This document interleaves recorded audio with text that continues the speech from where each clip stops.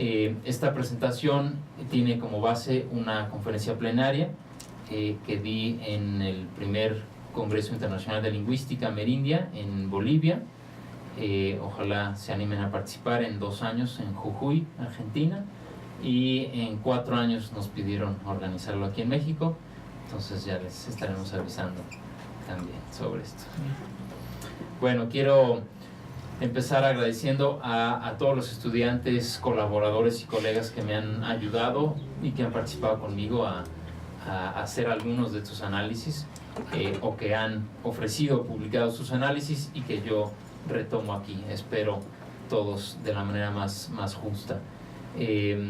También agradezco a los que me ayudaron a recopilar algunos datos, con los que analicé algunos datos, en particular a Miguel Castellanos, Israel Filio, Gloria Carrera, Juana Mendoza, entre otros. Y por supuesto, gracias a todos ustedes por acomodar en su agenda este seminario y por los minutos de atención. Mi objetivo es ofrecer un panorama de las posibilidades contrastivas que encontramos en los sistemas tonales de las lenguas otomangues, incluyendo, voy a hablar de sus inventarios, de algunas características fonéticas, de su implementación, tipología y algo de la carga funcional que tienen a nivel morfológico. La presentación, no sé qué tanta teoría o qué tan poca teoría tenga. Vamos a tratar aquí un poco de adecuarnos a un nivel ecléctico, que es el que creo que hay en el seminario, es decir, me disculpo de antemano ante los que ya saben todo lo que voy a presentar aquí, y también me disculpo por si hay cosas muy técnicas o muy teóricas que de repente no se entiendan, pero bueno, hay un poco una mezcla de diferentes cosas que ojalá conforme vayamos avanzando en el seminario o con sus lecturas se entiendan más. Como dije, voy a hablar entonces de lenguas tonales y su tipología al principio en un sentido macro, un poco en el mundo, muy brevemente. Después me voy a centrar en las lenguas otomangues, hablando sobre todo de la parte fonológica, un poquito de morfología y una coda que realmente es un préstamo que hice de la tesis de Fidel, y algunas conclusiones. Bueno, empezando entonces por una definición que como todas es polémica y es falseable. Una lengua tonal es aquella en donde la tonía, es decir, lo agudo o lo grave de una palabra, puede cambiar su significado. Estoy siguiendo a Moira Yip. Tenemos aquí un ejemplo del Matlatzinca. Para decir cabeza decimos nu, con tono alto, que se representa aquí con el acento agudo, y para el verbo ver se dice nu, es decir, tono alto y tono bajo, ¿no?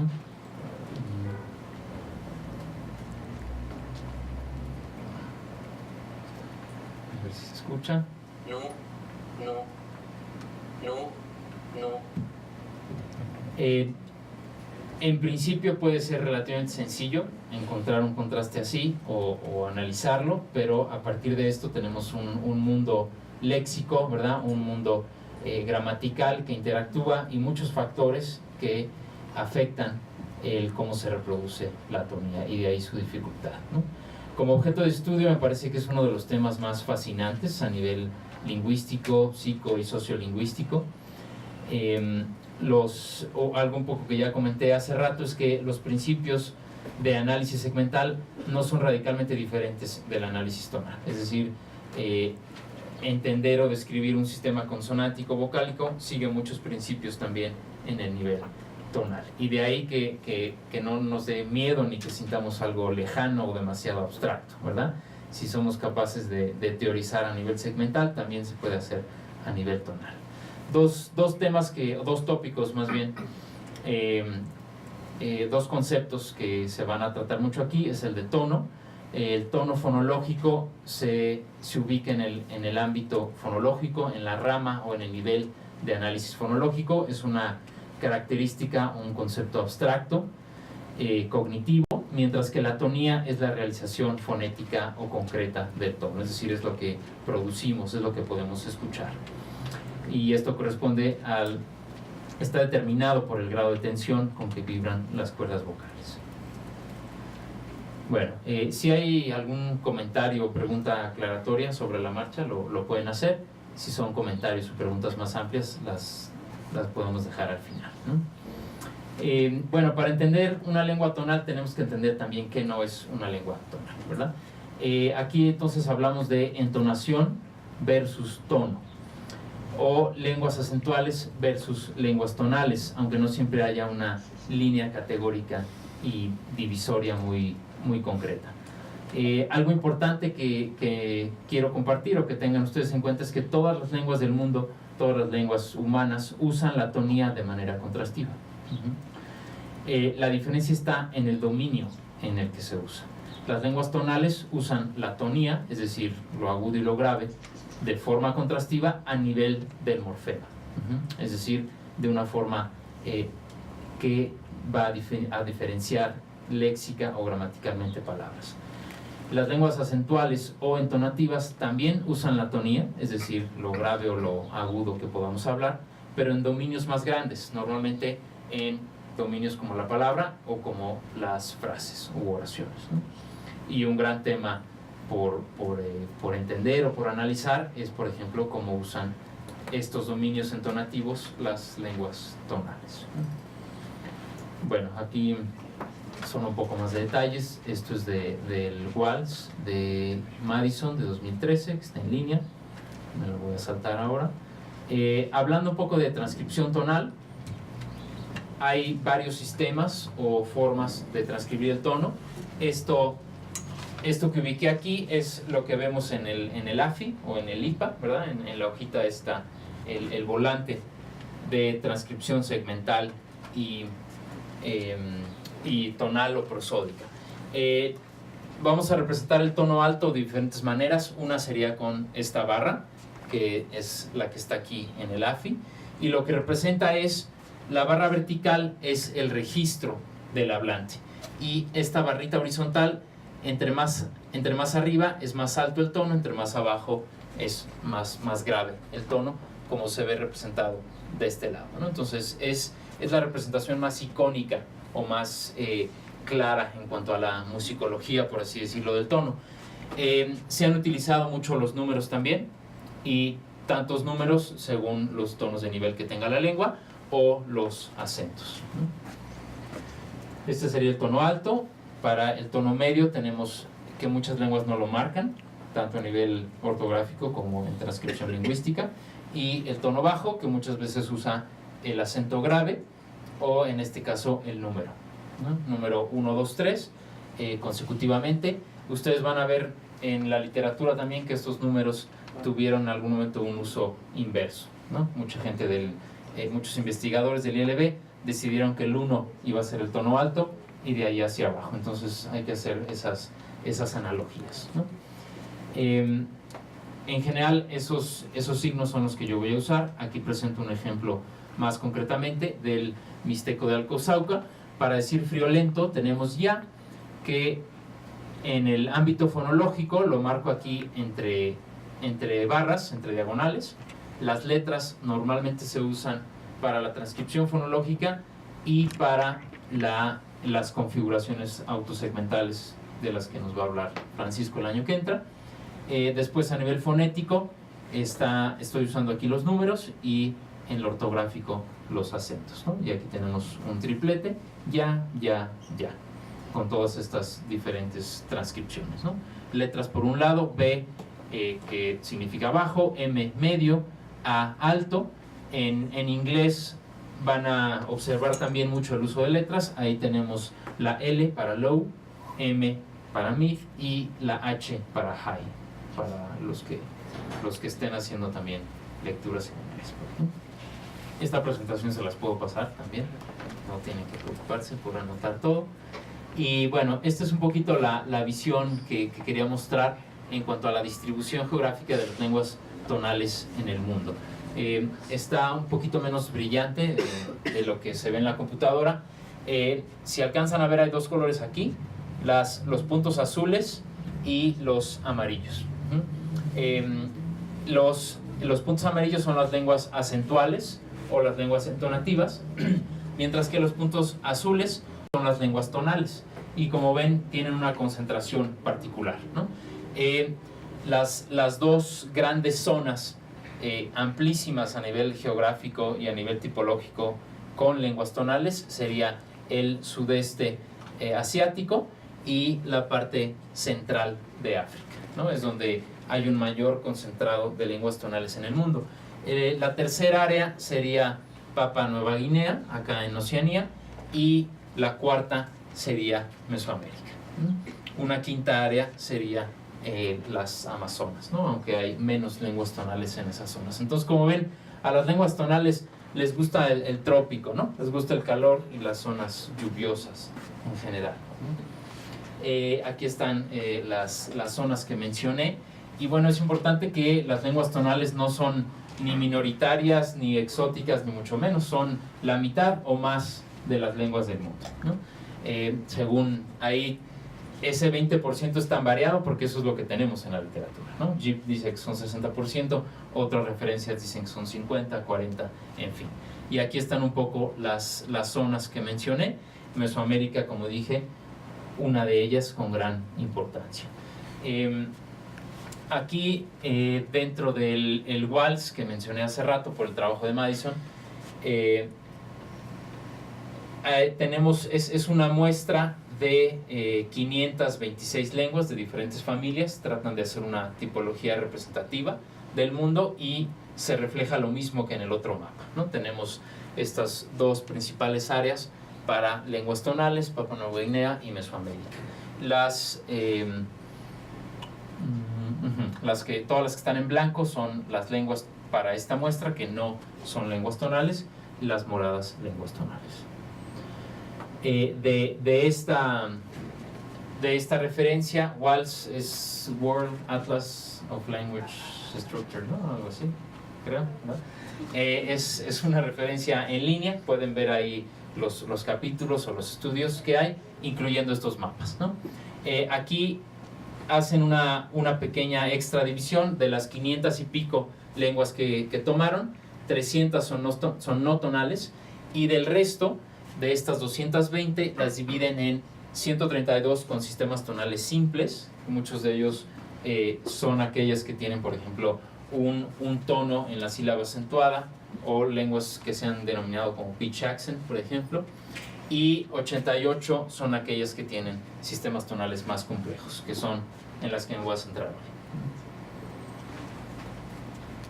Bueno, a nivel tipológico, una de las principales metas de la tipología lingüística es elaborar teorías que expliquen la diversidad lingüística del mundo, a la par que su ubicación y evolución.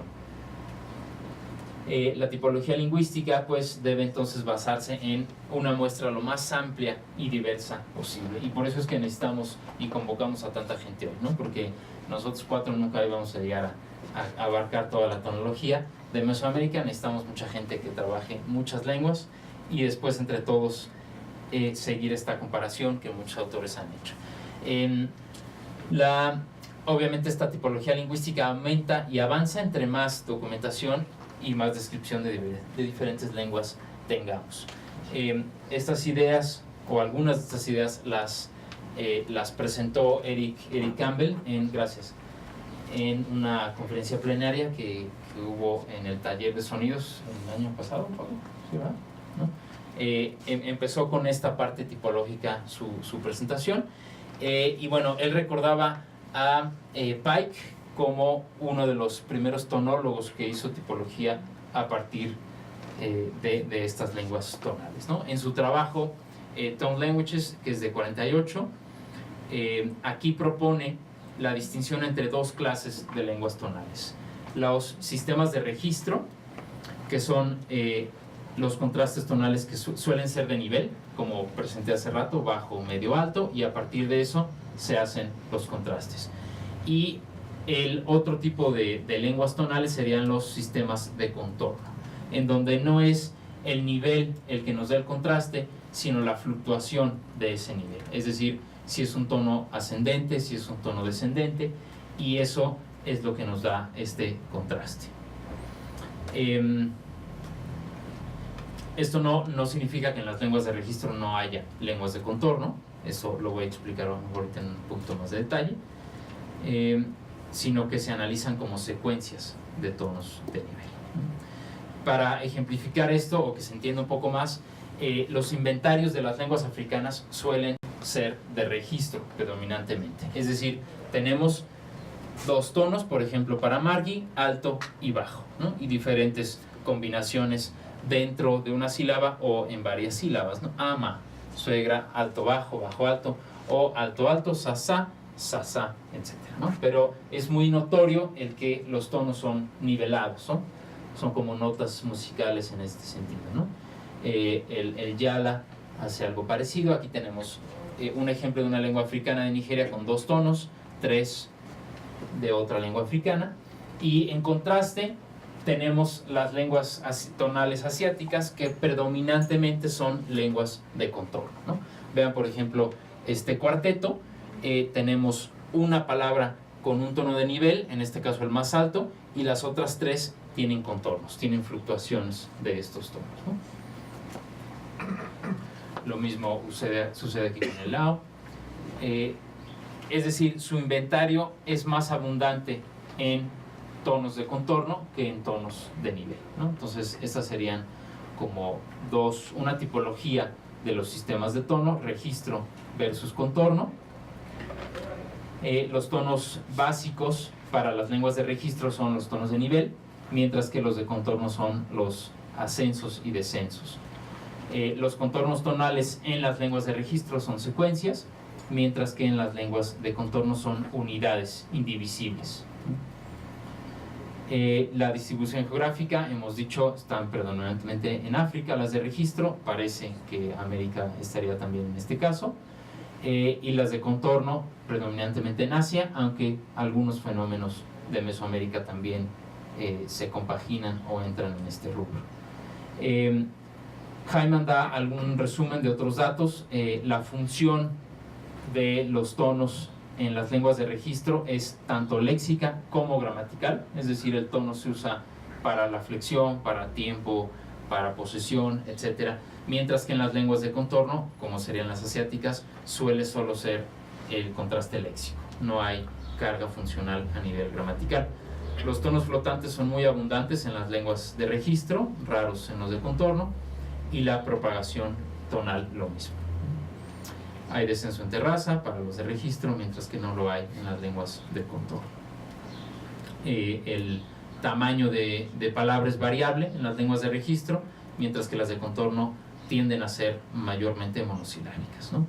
Algo interesante de esto es que Pike basó su propuesta en dos lenguas otomangues, dos lenguas mesoamericanas. El mixteco de San Miguel el Grande y el mazateco de Huautla de Jiménez. Sin embargo, después de su trabajo no hubo un estudio que creo suficientemente amplio para continuar esta tradición, ¿no? Hay mucho más estudios teóricos y tipológicos para África y para Asia, ¿no? Entonces, pues la idea de nuestro seminario y el granito de arena de esta ponencia también es entender más de la tipología tonal con base en las lenguas otomangues. Como ustedes saben, las lenguas otomangues tienen una considerable complejidad fonológica, tanto a nivel vocálico como consonántico. El rasgo de nasalidad permea la mayor parte de estos sistemas, no solo en vocales, sino en segmentos, en procesos diversos. Muchas de estas lenguas tienen rasgos laringeos contrastivos y obviamente los sistemas tonales son bastante dentro de estas lenguas. Todas las lenguas otomangues son lenguas tonales y es una macrofamilia sumamente compleja y diversa, la de mayor complejidad en Mesoamérica y en México. Existen 18 agrupaciones lingüísticas, 220 variantes según el INALI, y aquí traigo algunos mapas para ilustrar este hecho. Este es un mapa de Kaufman, después reelaborado y retocado por Iván, en donde vemos las lenguas originarias en Mesoamérica en el siglo XVI, es decir, antes del contacto con los españoles, y vemos la extensión más o menos de cada una de las familias. Las que están en rojo serían las lenguas otomangues, las otopames en el norte del altiplano, después la parte de Guerrero y ahora Oaxaca, y antiguamente contábamos también con el chapaneco y el subtiaba y otras variantes incluso en Centroamérica, ¿no? Actualmente esta es la distribución aproximada de las comunidades o lenguas otomangues. Como ustedes ven, pues sigue manteniéndose predominantemente en el estado de Oaxaca, tocando con Guerrero, Puebla y el norte del altiplano. Bueno, voy a empezar un poco con el tema del inventario de tonos. ¿Cuántas lenguas podemos encontrar en esta macrofamilia? El inventario de tonos contrastivos posibles en una sílaba, es de lo que más voy a hablar, se podría explicar con estos tres. Antes de entrar, propiamente en la diversidad otomangue, voy a hablar de estos tipos de tono. Tenemos tonos de nivel, que son aquellos estables, constantes, por así decirlo, o teóricamente, y este tono se asocia pues al punto de vista, al nivel prosódico, a través de la mora o de la sílaba. Un tono de contorno sería aquel que tiene un tono de nivel seguido de otro de nivel, y por ende tenemos o un ascenso o un descenso o una fluctuación auditiva. Y un tono complejo es aquel que tiene 3 puntos o 3 blancos fonéticos, fonológicos y después fonéticos en su realización, y tenemos arcoíris o formas cóncavas de la producción del tono, ¿no? Aquí la T representa un tono diferente en cada una, y por eso aquí pongo diferentes letras, ¿verdad? Alfa, un tono aquí. Después, la idea de un contorno es que hay 2 unidades diferentes, alfa, beta, y después alfa, beta, gamma en un tono complejo, es decir, 3 diferentes puntos, 3 diferentes alturas que el hablante debe manejar o debe intentar, ¿no? Como mencioné hace un rato, estos tonos en la gran mayoría de los estudios o de las teorías se asocian a nivel moraico, ¿no? Esto tiene que ver con el carácter prosódico del tono, ¿verdad? El tono por sí mismo no se puede expresar sin hospedarse en una vocal o en una consonante, ¿no? Salvo que lo silbemos o que tengamos otro tipo de lenguaje sin consonantes y vocales, ¿no? Este tono se asocia a la mora, y después la mora tiene esta realización en la vocal, ¿no? La mora es una unidad de peso silábico, ¿no? Si no se entiende, ahorita no importa tanto, pero es un poco para tener el esquema completo, ¿no? Vamos a empezar entonces, quiero empezar mostrando lo que son los tonos de nivel. Estos son ejemplos del mazateco de Mazatlán. Ya. Tenemos la producción relativamente estable, ¿no? Sin fluctuación de cada uno de estos 3 tonos, alto, medio, bajo, para 3 palabras léxicamente diferenciadas. La realización a nivel acústico, que esto lo veremos con más detalle después, se ve en la tonía o pitch en inglés. En diferentes programas la tonía se representa algo como esto, como una línea que nos dice qué tan alto está. Entre más arriba, más vibración de las cuerdas vocales, que se mide en hercios, ¿no? Entonces, entre más alto y entre más hercios haya, el sonido va a ser más agudo. Este representaría la palabra árbol. El tono medio, que como ustedes ven es el más estable para el verbo trae, y para el adverbio allí la tonía baja, ¿verdad? Como vemos en la práctica, estos tonos de nivel no siempre son estables y perfectos, ¿verdad? Más bien rara vez, ¿no? Aquí tenemos en realidad una especie de ascenso para el tono alto y un descenso para el tono bajo, ¿verdad? Sin embargo, estas fluctuaciones en teoría nunca van a ser tan notorias en los tonos de nivel como lo serán en los tonos de contorno, que serían el siguiente tipo. La palabra huevo se pronuncia así. Huevo. Cho. Y lo regaña. Lo regaña. Con.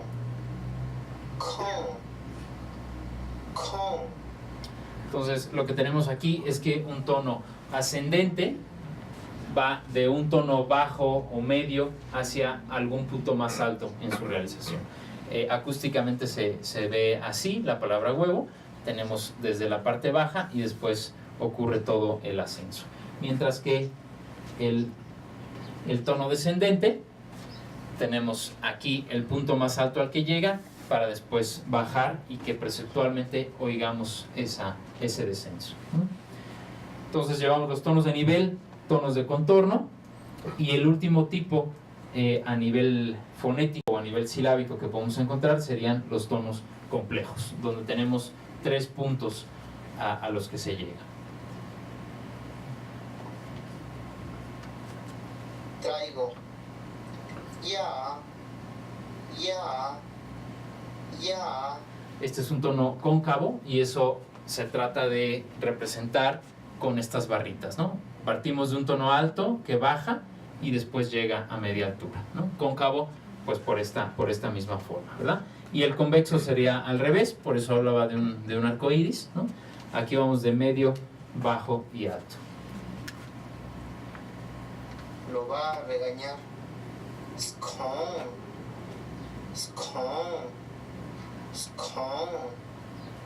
Y aquí vemos cómo vamos de punto alto, bajo y medio, es decir, la subida ya no es tan abrupta como en este lado, y este otro es más simétrico. Tenemos un tono medio que sube, no sé si sea bajo que sube al alto y después vuelve a bajar, ¿no? Entonces toda esa figura es lo que nos da el contraste, es lo que nos da la diferencia léxica entre una y otra palabra. En resumen, entonces tenemos tonos de nivel, que un poco traté con estas líneas de mostrar o asemejar esta forma que tiene la tonía en su realización. Tonos de nivel que son estables, tonos de contorno que pueden descender o ascender, y tonos complejos que pueden ser convexos, que se forman con un ascenso y un descenso, o cóncavos que se forman con un descenso y un ascenso. Aquí hay otro ejemplo, un terceto del Mixteco de Alcozauca, y por ahí está Juanita, mejor escucharla de viva voz, ¿no? Para los ejemplos. El blanco, ceniza y lengua, Juanita. Bueno, ahorita que te quedas la gallina. No venía preparada. Aquí, esto es muy común, pues, ¿no? Aquí vemos claramente cómo cada uno de estos tonos contrasta por la fluctuación o por el movimiento que tiene, y pues nos provoca un cambio léxico, ¿no? Por favor.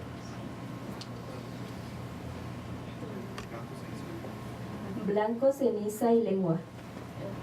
Ya.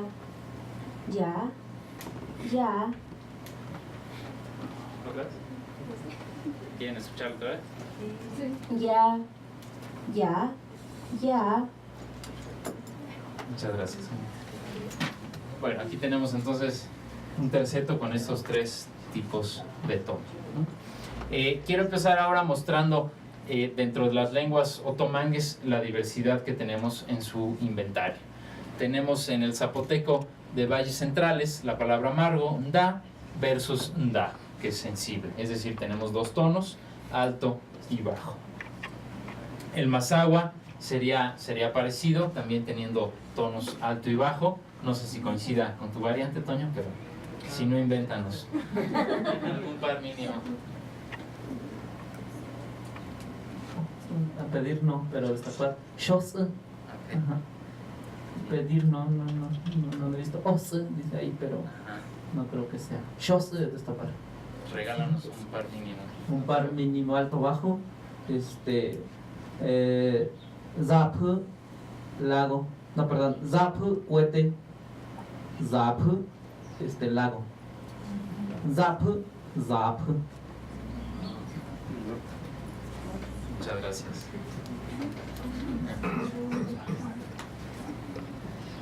Entonces tenemos 2 ejemplos de 2 tonos de nivel. Después pasamos a una configuración también muy común, como es el MEPA. Entonces aquí Iván nos va a deleitar. Va, 1, ba, terreno, ba, grande. Letra. Otra vez. Sí. Ba, 1, ba, terreno, ba, grande. Vale, entonces ya me equivoqué, lo puse al revés. Uno es alto. Ah, sí, es al revés. Ah, ok. Me dio mal los datos, Iván. Quedaron mal. Entonces, el MEPA tiene, la idea es que tiene 3 tonos, ¿no? Lo bueno es que ya distinguen ustedes. Aquí el mixteco, vimos algunos ejemplos de Juanita, también se caracteriza por tener 3 tonos. Y esta sería como la otra configuración también. Y algunos 4, ahorita voy. No, Juanita, pero la mayoría de los mixtecos tienen 3 tonos. El mazateco tenemos algunas variantes con 3 tonos y algunas variantes con 4 tonos. Los ejemplos que les mostré de Israel, que es de la variante Mazatlán, tiene 3 tonos y esta de Gloria tiene 4. He, he, he, he. He, he, he, he. Dice que no había afinado. Muchas gracias. Aquí, cuando tenemos 4, ya esta transcripción puede no ser suficiente. En la variante de Huautla, sobre todo, se ha usado el semialto para describir estos 4 tonos. Vamos a ver en Gloria, puede que sean alto, medio, bajo y extra bajo, según otras comparaciones. Pero bueno, esa es parte de la tarea que tiene que hacer Gloria. Aquí hay otros ejemplos. Esto lo trabajamos también con Gaby García en San Pablo. Y bueno, esta es una de las posibles representaciones a nivel acústico, de nuevo, de este estudio, ¿no? Lo que intenta mostrar cada una de estas líneas es una palabra en aislamiento, y como ustedes ven, todas las palabras pronunciadas con bajo o extra bajo se agrupan, ¿verdad? Todas las palabras con bajo aquí están, las medias y las de tono alto. Es decir, el hablante inconscientemente tiene esta agrupación, tiene ya esta categorización o caracterización de sus datos al hablar, ¿verdad? Aquí tenemos ejemplos de frases, es decir, los tonos obviamente pues se hablan de manera coloquial, de manera fluida, ¿verdad? No siempre se hablan como los lingüistas los pedimos al elicitar, ¿no?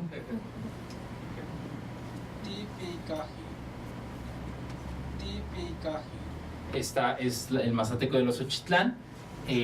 Por si tenía algún error yo, compadécete de mí. Tenemos el tono alto, medio, bajo, extra bajo, o como se quieran denominar. La cuestión es que hay 4 alturas muy claras dentro de una frase, ¿no? Y aquí es al revés, ascendente. Chematokona,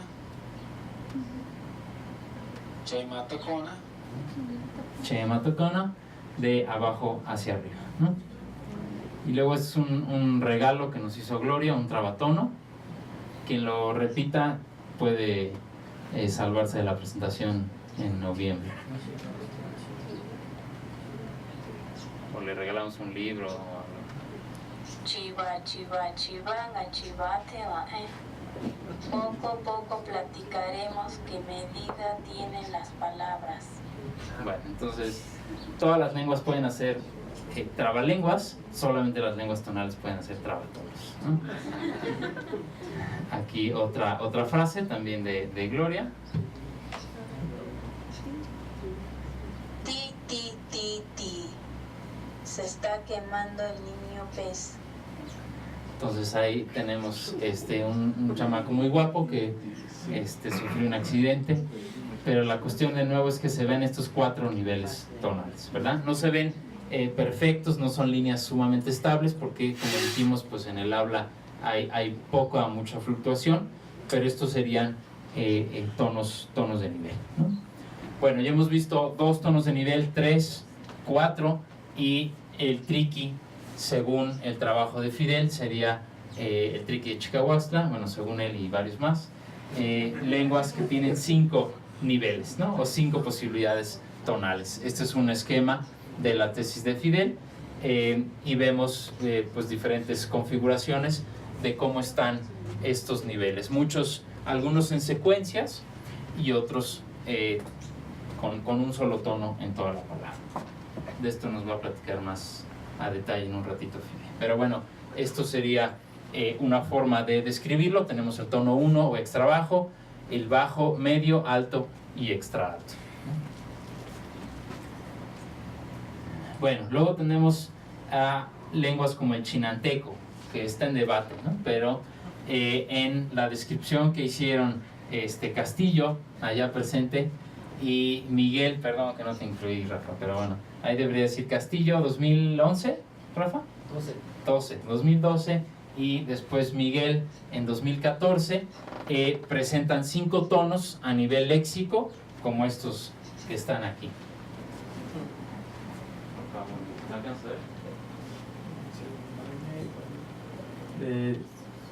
Lo voy a pronunciar de arriba hacia abajo. Ni,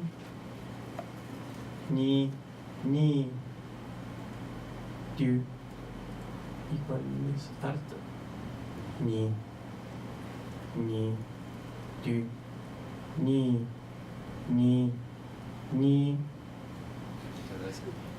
Bueno, como ven hay mucho que está ahí de por medio, hay muchas características, y de hecho una propuesta más reciente que trabajaron Francisco y Hiroto con Rafa Castillo es volver esta lengua de 5 a 3 tonos léxicos, ¿no? Pero bueno, eso nos lo van a presentar con más detalles. Pero después, aquí hay otro quinteto, y en ese tiempo, cuando no eran suficientes 5, se les ocurrió un sexto también, ¿no?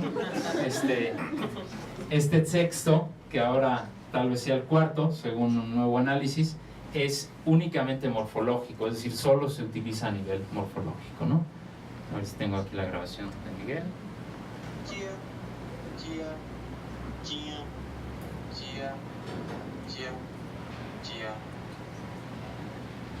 Está toda la escala, ¿no?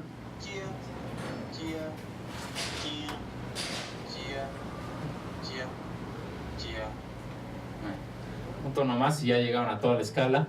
Y si se fijan, el tono, bueno, aquí la inventiva de ellos para usar estas barritas fue agregar más, ¿no? El tono extra alto y el más, que como dije tiene un valor morfológico. Ahorita voy a hablar un poquito más de esto, ¿no? Bueno, aquí otros trabatonos para no aburrirnos, que hicieron Miguel con su hijo. Aquí compra el conejo su bigote de cuero y nopales. Lo, con lo. ¿Qué tal, Apréndanselo. Aquí compra el conejo su bigote de cuero y nopales. Lo, con lo. Bueno, sean 4 o 6 tonos, es una lengua increíble en cuanto a su fluctuación. Hay otras cosas muy interesantes que ambos, tanto Rafa como Miguel, describieron, que son las nasales silábicas. Sin contar con vocal, la sola M nos puede dar contrastes léxicos. Aquí hay varios de estos contrastes. Esto ocurrió por la pérdida de la vocal en esta sílaba, y lo interesante aquí es que esta vocal no se fue con su tono, ¿no? De esto hablaremos más cuando Paco nos hable de la parte autosegmental, pero aquí se ve la independencia que tiene el tono de su huésped, ¿no? Se pierde la vocal, pero el tono no se pierde y se reasocia con la M. Aquí es un sexteto, o lo que era en esa tesis un sexteto de todas estas M's, desde el tono 6, 5, 4, 3, 2, 1, ¿no?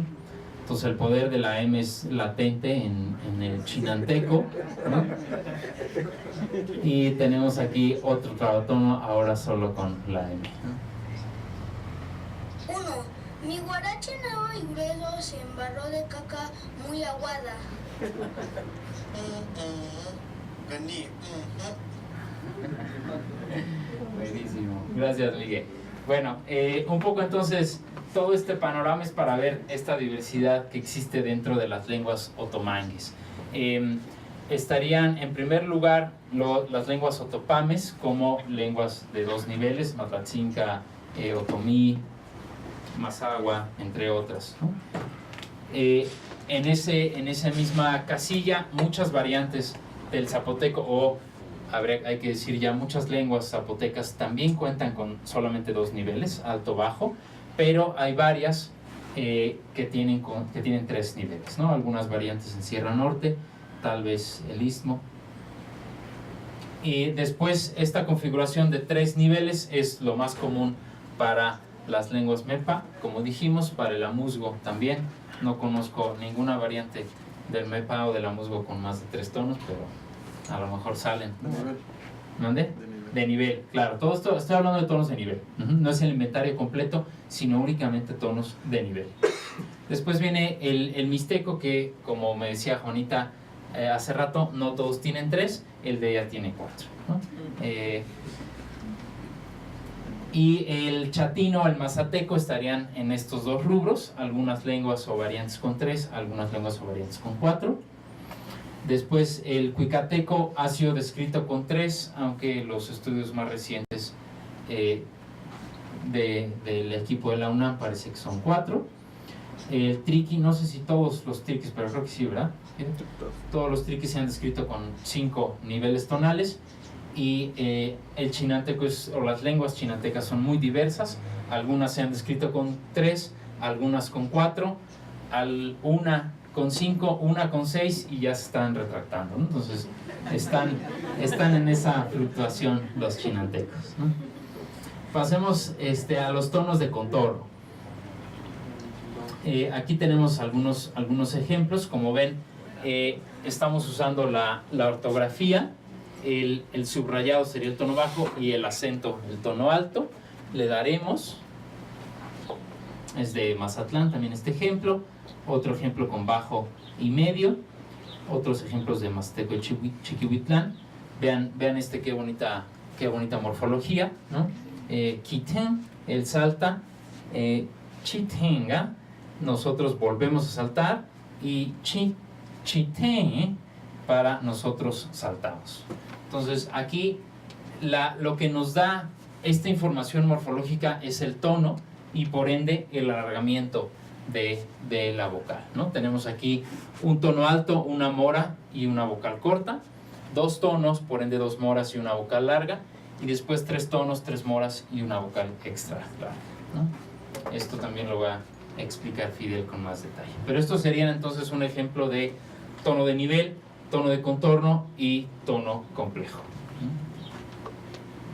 Resumiendo esto que hemos discutido, tenemos aquí las posibilidades de tonos de nivel. Después, dentro de los tonos de contorno, los ascendentes y descendentes. Y como pueden ver, algunas lenguas, como el otomí, tienen tono ascendente pero no tienen descendente. O el cuicateco tiene más ascendentes que descendentes. Eso parece ser una característica de las lenguas mesoamericanas u otomangues, ¿no? Hay relativamente más tonos de contorno ascendentes que descendentes, lo cual es contrario a la tipología esperada según lenguas asiáticas sobre todo.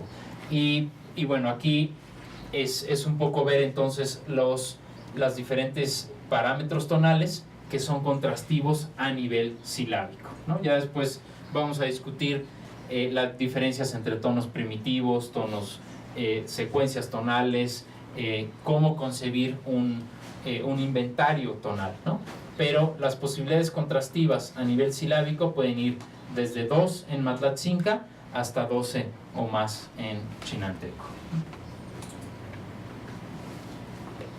Esto es lo que mencionaba, los tonos de contorno son más marcados o menos esperados que los de nivel, y dentro de ellos los ascendentes supuestamente son menos comunes que los descendentes, aunque es contrario a lo que estamos viendo en las lenguas otomangues. Y después están los complejos, ¿verdad? Que son los más complejos de estudiar y a los que rara vez se llega en las tesis, por ejemplo, ¿no? Generalmente reportamos los de nivel, los de contorno y agregamos, bueno, existen también tonos complejos, pero aquí creo que nos falta mucho detalle, ¿no? Justamente porque la mayoría de esto se ubica ya en el terreno morfológico, ¿verdad? Entonces, pues lenguas como el Mepá, Mazateco, Quecateco, Chinanteco tienen 3 o más tonos complejos, es decir, a nivel silábico podemos escuchar un montón de patrones contrastivos diferentes. Bueno, esta es otra herramienta que pueden consultar si quieren, un mapa de los inventarios tonales que hizo Cristian Di Canio, donde más o menos, aquí no son solo los de nivel, obviamente se incluyen todas las perspectivas de contrastes tonales a nivel de lenguas otomangues. Bueno, voy a hablar rápidamente de algunos ejemplos. Esto no pretende ser una clase ni exhaustiva ni muy explicativa, simplemente voy a mostrar algunos fenómenos que pueden hacer los tonos a nivel morfológico.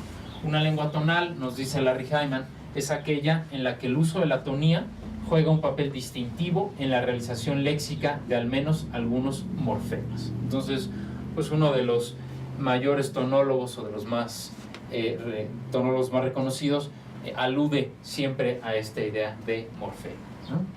Todo lo que presenté antes básicamente son las combinaciones o las realizaciones que encontramos de tonos a nivel, sobre todo silábico, ¿no? Otra perspectiva de cómo entender el tono son cómo estas melodías se asocian a los morfemas. Algo de eso nos va a platicar Fidel en un ratito.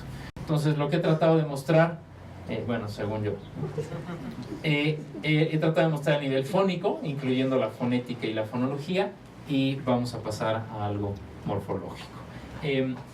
Este es un diagrama que hicimos a Paco, yo y algunos estudiosos otopames, de cómo estudiar estas posibilidades tonales a nivel léxica, que con lo que nos referimos a la parte monomorfémica en raíces mono o bisilábicas, ¿no? Que será una de las metodologías que vamos a explicar después, cómo acercarse a todo este mundo contrastivo, ¿no? Y después, dentro de la parte morfológica, es decir, en un ámbito polimorfémico, contamos con básicamente dos divisiones en las lenguas otomanas. La fijación, que sería tener prefijos o sufijos asociados o concatenados a una base o a una raíz, y la composición como uno de las características más creativas de formación de palabras en estas lenguas, ¿no? Así pues, algunas categorías gramaticales que usan el tono a nivel distintivo son los clasificadores, la posesión, la negación, el tiempo, aspecto, modo, es decir, la flexión, marcas de persona, negación, imperativo, animacidad y un largo, etcétera, por estudiar. Estos datos vienen del Tunsavi de Alcosauca, que es el que habla Juanita, en un tema que al final ya no se incluyó en la tesis, ¿verdad, Juanita? Pobre Juanita, trabajó como 10 cosas y en la tesis, y al final quedaron 2 o 3, pero lo bueno es que ya está haciendo el doctorado, entonces ahí va a incluir todo. Aquí estos, si no mal recuerdo, Juanita, corrígeme, son clasificadores, es decir, morfemas que van previos a la palabra léxica, y como ven nos indica solamente el tono, distinguir entre un objeto femenino, una mujer, versus otro tipo de objetos, líquido con tono alto y tono bajo para hombre, entre otros, ¿no? Subrayé aquí o coloreé los que están, los que forman pares mínimos gramaticales, ¿no? ¿Está bien, Juanita, lo que dije? Solo Para animal, ¿acá? ¿En ti? Ah, bueno. Ya, el que no era par mínimo, ya no le puse atención. ¿Sí? Gracias, manita. La posesión es sumamente usada en lenguas otomangues con el tono.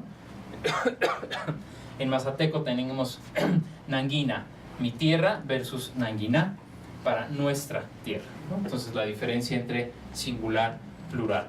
La juna, mi piedra, nuestra piedra. Aquí está de lo que hablaba hace un rato. El chinanteco tiene la característica de usar el tono extra alto, sea 4, 5 o 6, para posesión de primera persona, ¿cierto, Rafa? Entonces, al decir, bueno, pronúncianos, Rafa, porfa, ¿no? ¿Cómo dices agua versus mi agua? Agua, mi agua, Y los que siguen.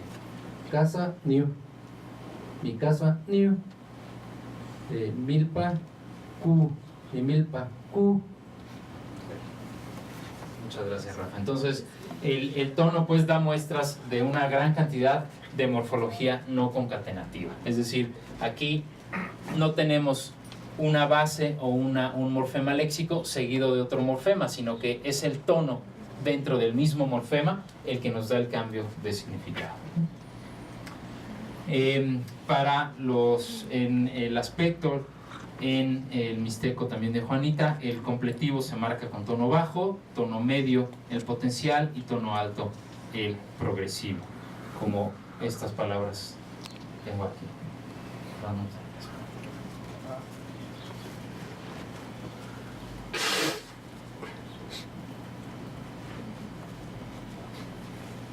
Que brincaré. Daba. Daba. Daba. Otra vez. Daba. Daba. Daba. Muchas gracias.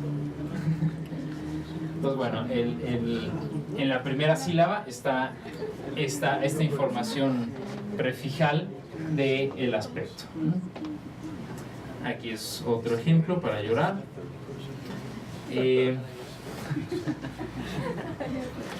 No literalmente, sino para ver el ejemplo.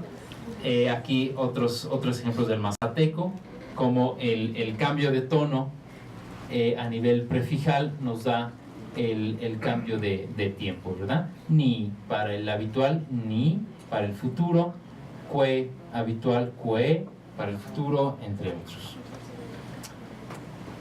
Me voy a saltar algunos ejemplos para no robarme demasiado tiempo. Aquí vuelvo al chinanteco con este tono extra alto. Ya lo vimos para la posesión, también se utiliza para la primera persona singular de verbos y también para el modo imperativo, ¿no? Entonces lo que quiero mostrar aquí es como, o lo que ellos mostraron, aquí sí puse a los dos, que me regañe Rafa, es que tenemos una unidad fonológica usada a nivel exclusivamente morfológico, ¿no? Y bueno, podemos contar con toda una flexión verbal, por ejemplo, en una M silábica, donde se usan todos estos tonos, y aquí es lo que les decía, el tono super alto para la primera persona. Las lenguas otopames también se caracterizan por estos cambios tonales para indicar tiempo, aspecto, modo. Aquí vemos los prefijos de tiempo en el otomí de Santiago Mezquititlán, y los colores muestran los pares mínimos, por así decirlo, ¿no? Tenemos gui con tono alto para segunda persona en presente, y gi para segunda persona también, pero ahora en futuro, ¿no? Bi, tercera persona presente, bi, tercera persona pretérito, entre otros, ¿no? Aquí tenemos otros ejemplos parecidos, más agua, y bueno, estos son los datos que ya les mostré de Chiquihuitlán. Y si no fuera suficiente toda la parte fonológica y morfológica, el Triqui también tiene ejemplos de sintaxis. Giro, no sé si hoy o en otros momentos nos va a hablar también del uso tonal a nivel sintáctico. Y bueno, aquí lo que FIDE presenta es como hay un tono 3 en este caso, que va al final de la frase, ¿no? Tenemos hilo pronunciado solito, y después hilo blanco. Vemos cómo este tono 3 se mueve hacia el final de la frase, ¿verdad? Es decir, tenemos un tono de linde, un tono frasal, ¿no? Que se aumenta a distintas configuraciones, la palabra solita, la palabra con adjetivo, y el tono sigue marcando estos finales. Puede seguir agrandándose la frase y se mantiene esto, ¿no?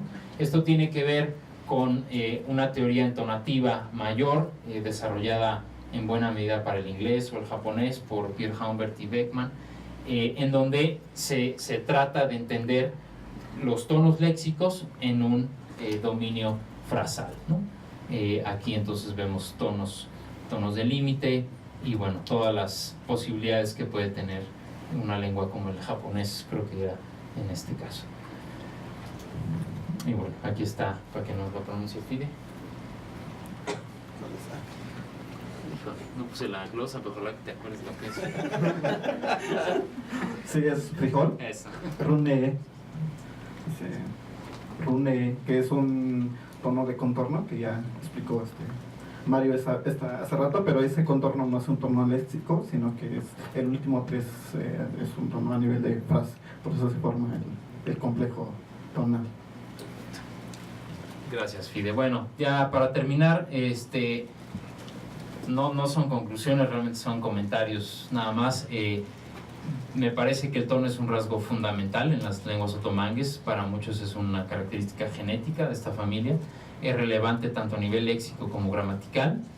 Y volviendo a la tipología de la que hablamos de Pike, creo que las mayorías de las lenguas tonales otomangues son de registro, es decir, los niveles son sus unidades básicas, aunque hay otros casos en los que puede ser al revés. Tal vez de eso nos hable luego Hiroto para el zapoteco de Teotitlán. Los tonos básicos entonces son de nivel, con sistemas de 2, 3, 4, 5 o más niveles. Y los tonos de contorno son secuencias a partir de estos tonos básicos, ¿no? Hay muchos tonos ascendentes y descendentes y complejos también, y múltiples melodías y patrones tonales. Esa podrá ser otra clase en otro momento, ¿no? La función hemos visto que es léxica en todas las lenguas otomangues, todas tienen distinciones léxicas y la gran mayoría también distinciones gramaticales. Tal vez las lenguas zapotecas sean las que menos contrastes gramaticales muestran, pero en general es algo muy notorio en todas las lenguas. Los tonos flotantes son comunes, la propagación tonal también.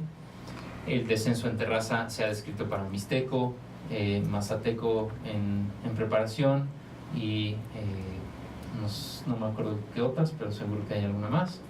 El tamaño de las palabras es variable, aunque hay una tendencia a ser mono o bisilábica, ¿no? Es decir, las bases o las raíces son monobisilábicas. Bueno, creo que espero concuerden conmigo en que las lenguas otomangues muestran algunos de los sistemas más complejos del mundo, es decir, creo que tienen mucho que aportar a la tipología tonal, exhiben una gran diversidad y bueno, nos hace mucha falta estudiar mucho lo que tenemos aquí y ponerlo en la literatura universal y en la relevancia de otros estudiosos. Muchísimas gracias.